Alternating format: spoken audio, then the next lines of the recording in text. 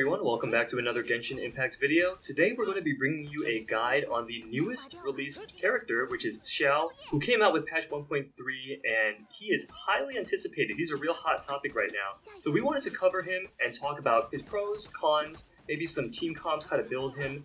And one thing that we want to mention before we get started with the video is that Xiao, to us, seems like definitely more of a co-op multiplayer aspected hero rather than a single player hero. And there are some elements of him that are and aren't free-to-play friendly. We'll be going over those in the discussion section, but for now, let's go ahead and cover his talents.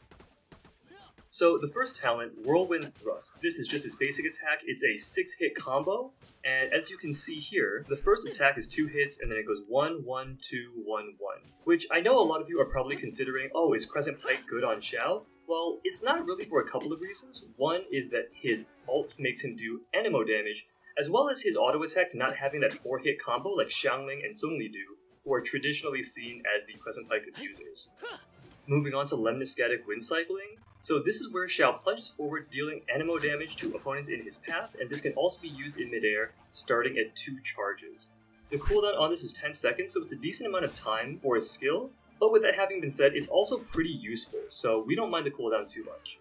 And finally, in our opinion, the coolest part of his kit, Bane of All Evil. So in his ult, Xiao puts on the Yaksha mask, which greatly increases his jumping ability, increases his attack AoE and damage, and converts all of his damage dealt to anemo damage, and this cannot be overridden by any other elemental infusion.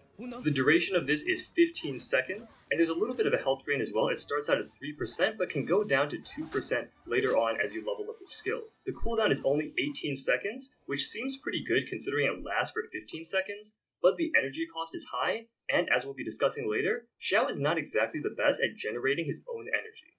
Moving on to the non-combat talents, we have Tamer of Demons. While under the effect of his ult, all damage increases by 5%, and this increases by a further 5% every 3 seconds the ability persists, for a maximum damage bonus of 25% at the end. We also have Dissolution Aeon Heavenfall. So after using Lemniscatic Wind Cycling, you increase the damage of subsequent uses of this ability by 15%. The effect lasts for 7 seconds and has a maximum of 3 stacks. Gaining a new stack refreshes the effect's duration. So this is going to be really good with some of his constellations, which we'll talk about later. And finally, we have Transcension Gravity Defier. So what this does is just decreasing climbing stamina consumption by your own party for 20%. We believe Xiao is actually the first character who has this, and you compare him with, Amber, Razor, and Beidou for 20% minus stamina reduction in basically everything you can do exploring. Considering you could also use his skill in midair, if you want to pull Xiao for an exploration team, it might not be a bad idea. But for now, let's go ahead and talk about his constellations. Alright, so looking at Xiao's constellation, so we start with C1 here, Dissolution Aeon, Destroyer of Worlds. And what it does is grant you 1 additional charge of Lemniscatic Wind Cycling. And in our opinion, this is just okay, because it does have a little bit of impact at the beginning of the fight, being able to go in with 3 charges instead of 2, but it doesn't change the cooldown, meaning that each use of your E, it takes 10 seconds for you to recharge, and it charges sequentially. So ultimately, other than the beginning of the fight, you're not really going to feel the impact of this constellation. Now moving on to constellation number 2, Annihilation Aeon, Blossom of Kaleidos. So what it does is, when in the party and not on the field, Xiao's energy recharge is increased by 25%. As Edward mentioned at the beginning of the video, we really think Xiao is more geared towards co-op play, and his place in single play isn't that great. And this is pretty much a strictly single player constellation, so the overall benefit isn't great. Given that Xiao is a 5-star, we would love to see this as just a pure energy recharge increase. For example, higher energy recharge when his ult is off cooldown. Something like that, that would be better.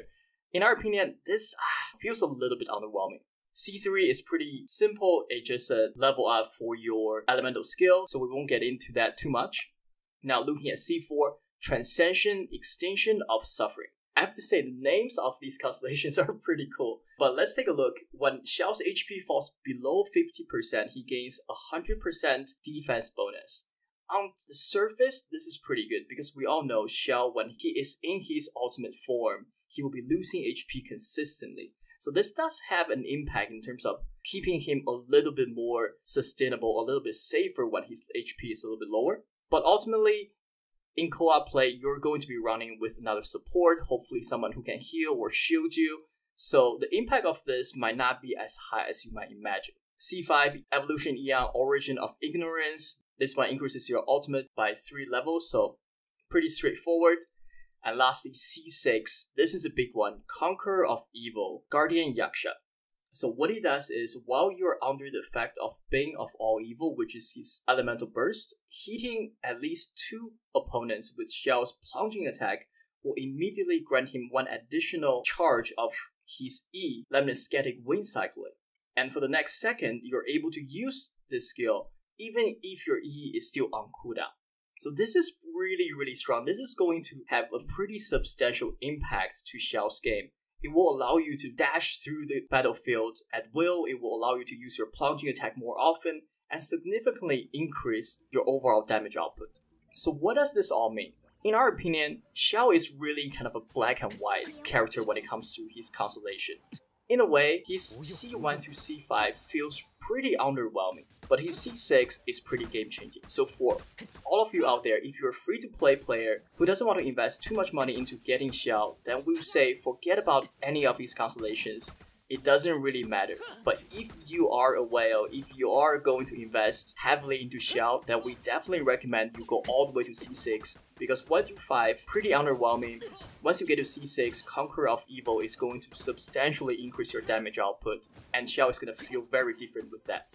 But with that being said, that's going to be it for Constellation. So now let's shift gear and talk about how to build him and discuss where we really think Xiao will shine in today's game. Alright, so for the build, we're going to go over 3 potential concepts, basically. The first build is going to be what I think most people would expect to play Xiao with right off the bat, and that's going to be 2-piece Gladiator with 2-piece Viridescent. And the reason for this is Gladiator increases attack on a 2-piece set, so Xiao has insanely high attack, and he's going to benefit a lot from this, more so than other heroes. And in addition to that, 2-piece Viridescent increases the Anemo damage that you do.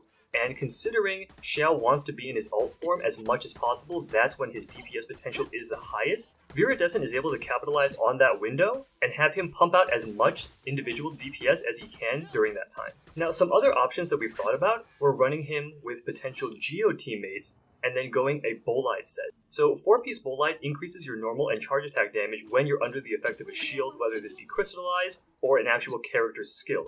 And in this case, if you're running Geo, Xiao's basically going to be always shielded. And this is also enabled if you have heroes like Zhongli, who has an amazing shield now after his buff, as well as heroes like maybe even Noelle or Diana, who have pretty beefy shields themselves. Yeah, and more importantly, Xiao's damage is coming through from his auto attacks. Even when he's ulting, right, it just infuses his auto attack with Anemo damage, so the Bolide 4-piece bonus is going to translate to additional damage for him pretty much all the time. So that is a really good combination. Right, but part of the problem with these first 2 is that they require somewhat strict team comps, right? With Bolide, you're definitely going to want to go with Geo, preferably Zhongli, and then if you're running the 2-piece Glad, 2-piece Viridescent, you're going to need some energy recharge in the form of another Anemo support to help generate particles for Xiao to keep him in his ult as often as possible. So assuming up until this point, maybe you don't have a Jean or a Venti, maybe you don't have Zhongli. So if you're building other elemental heroes, what can you do? Well, luckily, there's Lava Walker and Thunder Soother. And so the reason why these 2 sets are relevant when they're not exactly the first you would think about is because of their 4-piece bonus. So for Lava Walker, for instance, it increases damage against opponents affected by Pyro by 35%. And Thunder Soother does this as well, but obviously for the Electro element.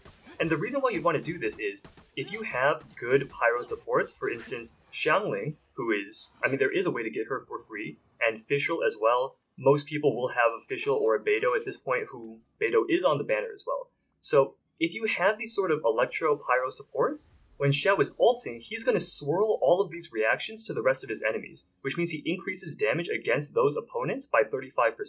Again, it is ult dependent, but with this type of artifact in this type of comp, you're less reliant on Geo and Anemo like you would be with the previous 2 sets. So now that we've gone over some build possibilities, let's go ahead and talk about the distinction between Xiao in single player and multiplayer. That's right. So in our opinion, Xiao is really designed for multiplayer. Right, in club play, he has a lot of potential to shine. In our opinion, he is going to be kind of a damage dealer for you.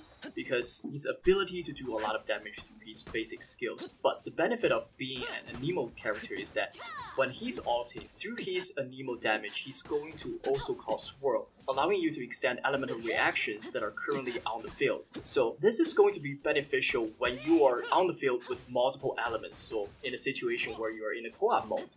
Right, because if you have another hero such as Diluc, such as Klee, coupled with Child or Ganyu, you're able to get those melt reactions, get those vaporize reactions off constantly. And 15 seconds on Xiao's ultimate is very, very strong. It's a very long duration. He gets extended AoE through his attacks, meaning he will be able to catch more opponents as well. So this is really, really strong.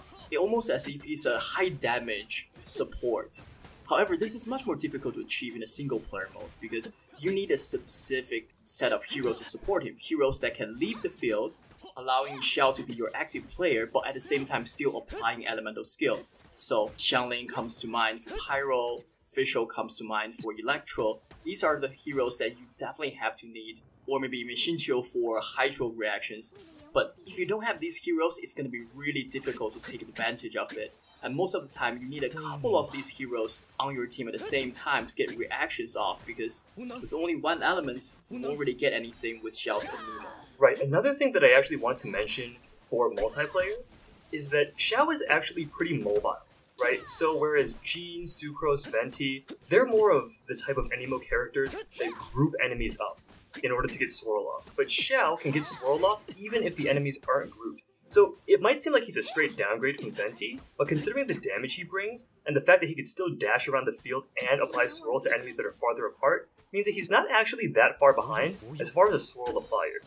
In addition to that, one of Xiao's biggest drawbacks is his high energy, 70 energy cost ult, and this is actually less of an issue in co-op because of all the elemental reactions going on, your teammates constantly being on the field and generating particles for you, allowing you to stay in ult without needing to swap out and thus lose that form.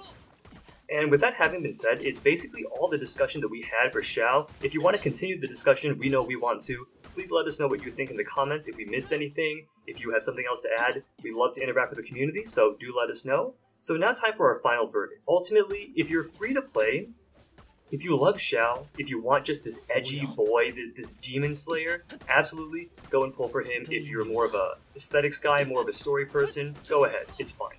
But if you're looking to get the most bang for your buck, Xiao might not be the hero for you. First of all, he's definitely multiplayer focused. That's where he shines in our opinion, with the energy, with the swirl, being able to stay in his ult the whole time. It just makes more sense in multiplayer. And as Hao just went over earlier on in the video, Constellations don't really make sense for him. His C6 is amazing, C1 is okay, and every constellation in between, honestly, would feel pretty bad to get. So, in that case, it makes your decision easy if you want to whale or not.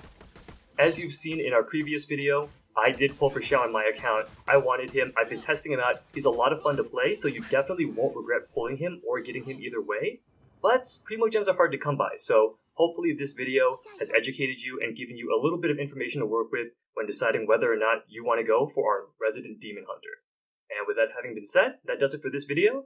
Thank you guys so much for watching. If you enjoyed, leave a like and subscribe as always. Stay tuned for more Exo Heroes and Genshin Impact content, and we'll see you in the next video.